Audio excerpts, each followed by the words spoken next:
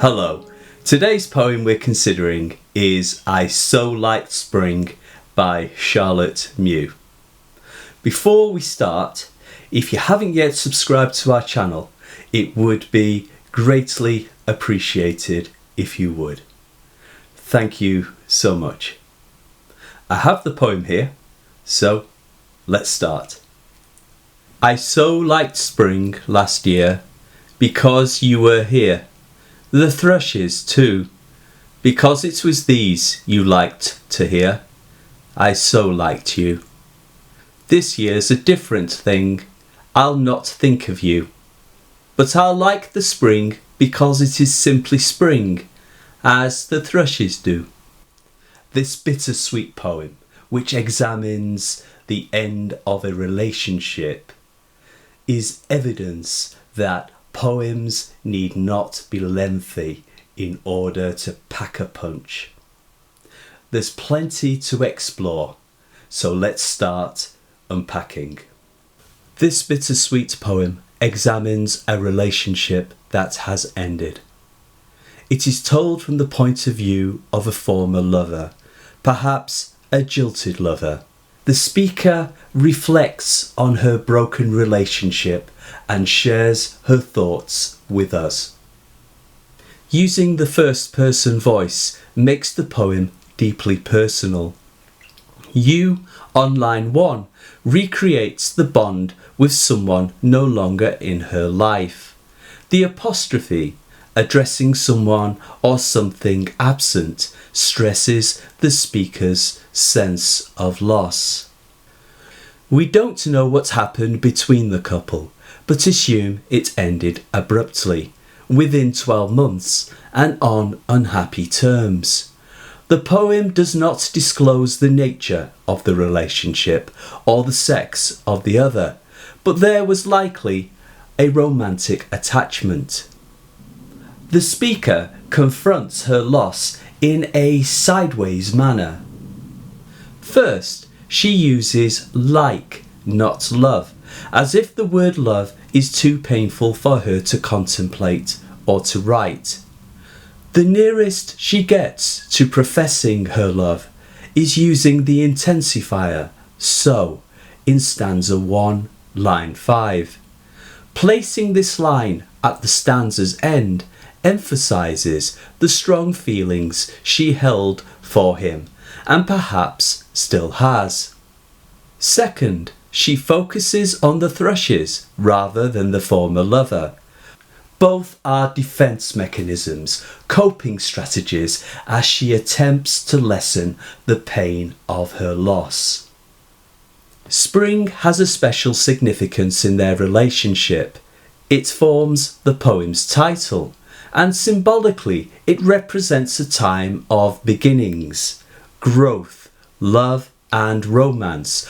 For example, in the spring, a young man's fancy lightly turns to thoughts of love, writes Tennyson. Yet, ironically, spring and the thrushes singing evoke bittersweet memories for the speaker. Spring and the thrushes provide a bridge between past and present, and the evocation of the past is not for her a pleasant experience. Spring and the thrushes are entwined around the memory of the speaker and the other. Because it was these you liked to hear, I so liked you. They remind her of happier times, but 12 months later, in contrast, they remind her of what was and is no more. Yet the second stanza implies that although her lover has forsaken the speaker, she is determined to enjoy the spring for its own sake, and not because of any romantic connotations or associations with lovers. A second apostrophe is used to support the speaker's assertion. I'll not think of you. But is this possible? Reference to the thrushes creates an ironic tone. Traditionally, thrushes represent solid, healthy relationships. They are monogamous, meaning they mate with one partner throughout their lifetime. The returning thrushes bring the speaker reassurance, certainty, and comfort. The poem suggests the company of creatures settled in their habits are to be preferred to the fickleness of humans. Spring and the thrushes represent nature's cycle. Despite her heartache, all around her, life goes on. She must go on, and she is determined to appreciate the now rather than the then, the dead past.